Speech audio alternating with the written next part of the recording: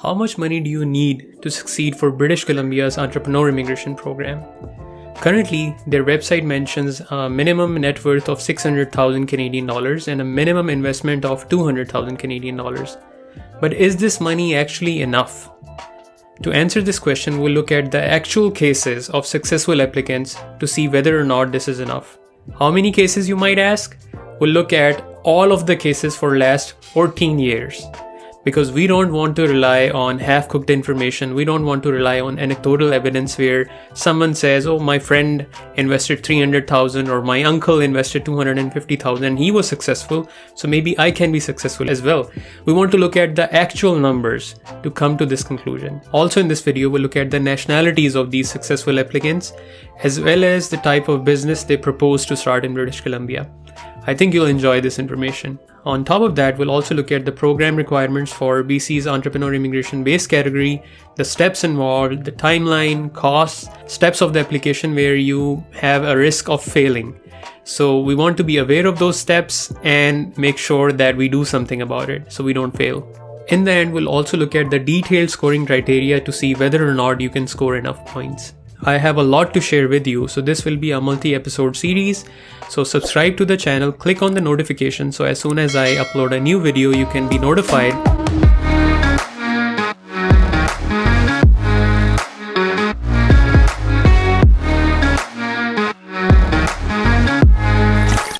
Hi, my name is Rashid Ali. I'm a regulated Canadian immigration consultant from Canada, and through this YouTube channel, I share information on Canadian immigration, especially business immigration programs, so you don't have to spend a lot of time searching the internet for information from inauthentic sources. I share information based on my knowledge, research, and experience. The information shared is for information purposes only. If you need legal advice, feel free to get in touch. So let's get started. In this video, we'll discuss British Columbia on a higher level, the basic program requirements for the base category, and some of this data that I was talking to you about earlier. So first of all, why should you apply for entrepreneur immigration instead of other programs like owner-operator LMIA or intra-company transfer?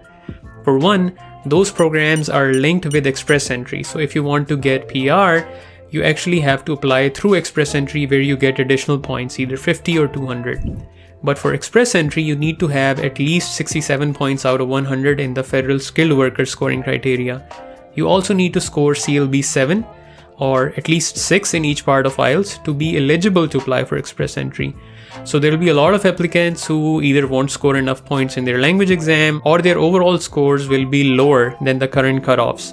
So maybe due to age, maybe due to their education, or maybe due to their language skills, they won't be eligible to apply for PR through express entry, even if they are successful through owner-operator and intra-company transfer. So for those people, entrepreneur immigration programs can be very useful. If you want to learn more about owner-operator LMIA, I will link a video here and in the description so you can check it out. For intra-company transfer, you can have a look at this video. I will also put it in the description. Here are some basic facts about British Columbia. British Columbia has a population of 5 million people. It has a land area of almost 945,000 square kilometers, which is greater than the land area of UK and France combined. If we look at the population demographics, as per the census of 2016, about 2/3 of the population is of European descent, whereas 1/3 are visible minorities. And out of those 30% or so visible minorities, the largest ethnic group is of Chinese descent at almost 12%, followed by South Asians at 8%. The Aboriginal population is about 6% of British Columbia's population. There are 9 priority sectors for the British Columbia government, and they are information and communications technology, tourism, transportation, forestry, clean tech, life sciences, agri-foods, technology, and mining. Let's take a look at information and communications technology sector.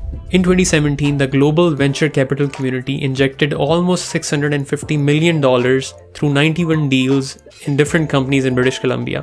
In the ICT field, there are more than 5,000 companies employing more than 60,000 professionals with a diverse set of experience, from Java to Internet of Things to cloud computing to electronics. Some of the major companies in British Columbia are Microsoft, Vision Critical, Intel, ACL, Sierra Wireless, Tableau, Slack, and Hootsuite are present in British Columbia.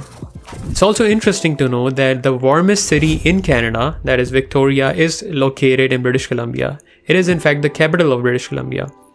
I live in Milton, so I did a comparison of the average temperatures, high and low, of Milton and Victoria. And here's what that looks like. So even in January and February, the average temperature in Victoria doesn't drop below 0 degrees. Okay, now let's jump into the basic requirements for British Columbia's entrepreneur immigration stream's base category. There are 6 basic requirements. First of all, within the last 10 years, you must have at least 3 years of business ownership and management experience, or at least 4 years of senior managerial experience of managing a business. You should have post-secondary education, but if you don't have it, you must have at least 3 years of business ownership and management experience with 100% ownership in the last 5 years. You should have a personal net worth of at least 600,000 Canadian dollars. And what is included in this personal net worth? Assets in your bank account, your property ownership, your term deposits redeemable within 1 year, bonds, stocks, and mutual funds, current value of your percentage ownership in your business, cash, jewelry, collectibles, pension, minus all of your liabilities such as mortgages, personal loans, credit card debt. And you cannot include future inheritance in your current net worth. You can include your spouse's or dependent children's net worth though. You must have an English or French language proficiency of at least CLB 4 at the time of nomination. So even though you don't need it at the time you start your application, but by the time you reach the nomination stage, when the province wants to nominate you for PR, you must have at least CLB 4. And CLB 4 means 4.5 in listening, 4 in writing and speaking, and 3.5 in reading. You must either start a new business in British Columbia or purchase an existing business by investing at least 200,000 Canadian dollars. You must have at least 33% equity in this business, and you can partner with another applicant or a local person, and same conditions will apply to your foreign national partner. And the final condition is that you must create at least one job for a Canadian citizen or permanent resident. All of the above requirements are minimum conditions. Doing this doesn't mean that you will be successful. There are a number of other factors that we will discuss in the next videos that you need. The higher your score in all of these criteria, the stronger your application is, the more your chances of being successful. Now that we've looked at the basic requirements, now let's look at the data for the past 14 years about this program. Between 2006 to 2019, approximately 3,800 applicants submitted their application for this program. And when I say applicants who submitted their application, I don't mean those who submitted the online EOI, I mean the actual application. Those applicants who were invited to submit their application after the EOI stage. Out of those, almost 33%, or 1,250 applicants were approved to receive their work permit. 2/3 of the application were refused. Now, out of all of these people, 1,250, not everyone comes into Canada because there will be some people who just don't utilize their work permit. Now, out of these 1,250 people who were issued work permits, about 820 got their PR, or about 66%. So now, 2/3 were able to move on to the next stage and be nominated for a PR, get their PRs, while 1/3 couldn't be successful. Now, out of this 1/3, there would be some people who never even came to Canada. But there are also people who were not successful, even though they came to Canada on a work permit. So if you look at the overall numbers, this whole funnel, out of 3,800 applicants, almost 20%, or 1 in 5, got their PR.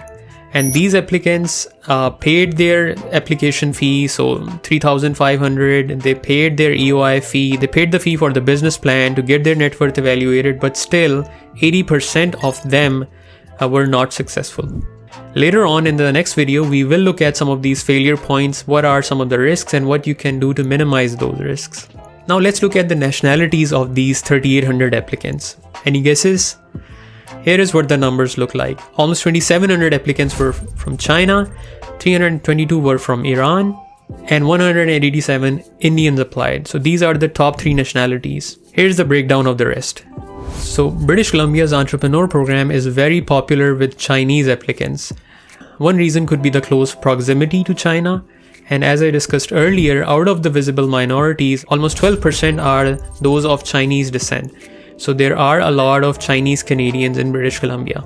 Now, if you look at the top nationalities of the applicants who actually got their PR, who were successful in this process, Chinese applicants were number 1 at almost 63%, but now the British took the number 2 spot at 8%, followed by Koreans at 7%, and citizens of Iran and India at 5 and 4% respectively. Now the big question, how much of an investment and how much of a net worth do you really need to have to be successful in this program?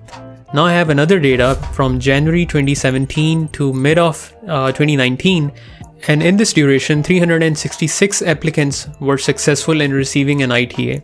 So they had net worths and investments that the government thought was good enough to invite them to apply. The average net worth was $5.5 million.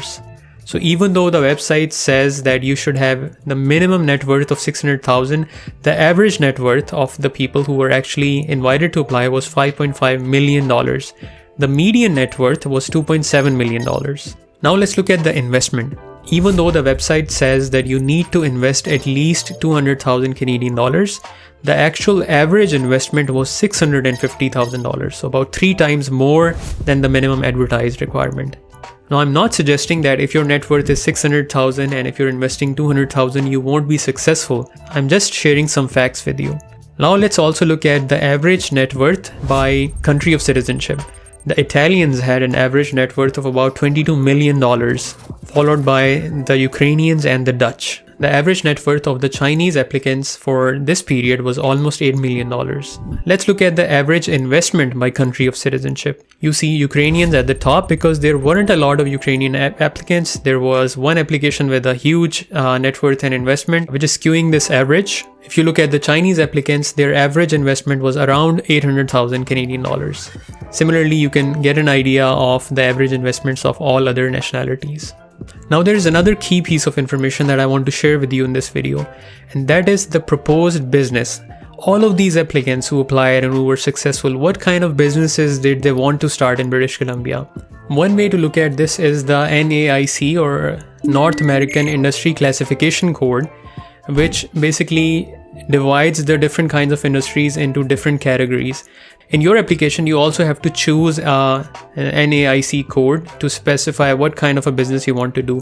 These applicants chose 71 different codes, and out of these, here are the major ones. The top one was food services and drinking places. Overall, manufacturing, accommodation, and food services, wholesale trade, retail trade were amongst the biggest industry classifications that the applicants chose. Now there were plenty of applicants whose investment was close to $200,000, whose net worth was close to $600,000, but overall the average and median net worths, as you can see, were quite high.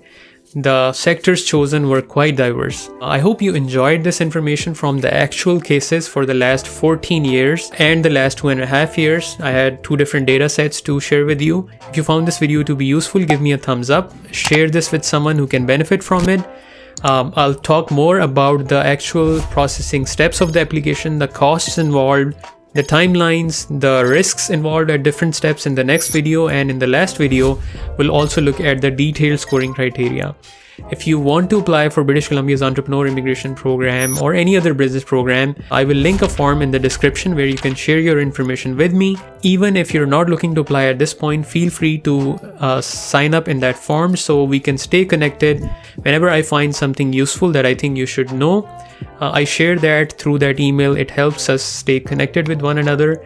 In the end, subscribe to the channel, stay tuned. I'll see you in the next video.